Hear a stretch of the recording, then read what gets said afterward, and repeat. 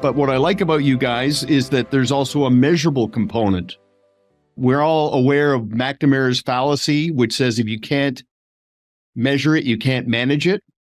I mean, there is a place for that, but client events, there's a zen, there's a chemistry that comes from these events just for competitor proofing, rejuvenating appreciation.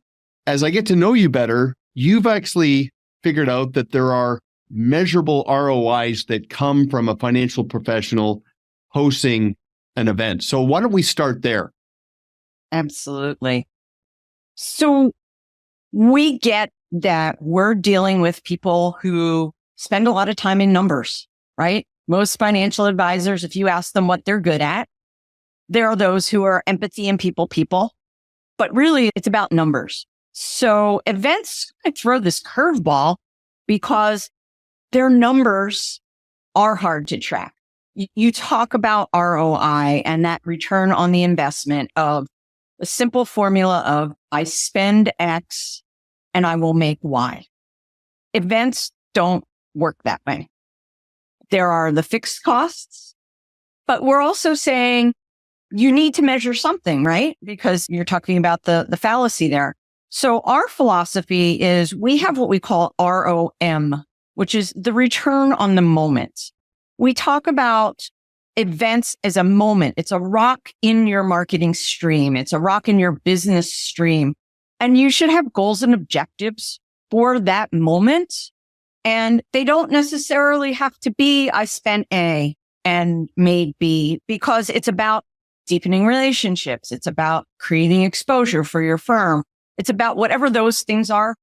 Those are the things that you should be measuring to determine success. I came up with this aha moment several years ago. I was reading a book, which I happen to have sitting right here, called The Power of Moments.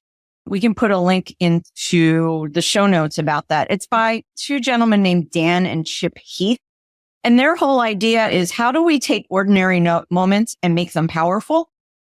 And by putting attention to them. And that spurred this whole thought of, how do we take this moment? How do we use it as a measurable so we can determine success? Okay, excellent. Angela, do you want to supplement that? Yes, of course. I'd like to provide an example that really brings that to life.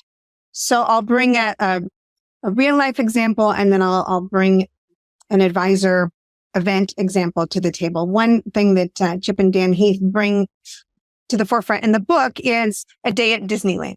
You want this great trip, this great memory, but throughout the day, your little ones will have meltdowns and they're hungry and the lines are long. And when you look back at that event, you take all those little meltdowns out of the equation and you remember the great experience that you had, the great time that you had, the ears and the rides and the photos. So what that's doing is creating positive event memory. You tend to forget the meltdowns and the hunger and the tantrums and all that. You remember the moment. So let me give you an example of an advisor event.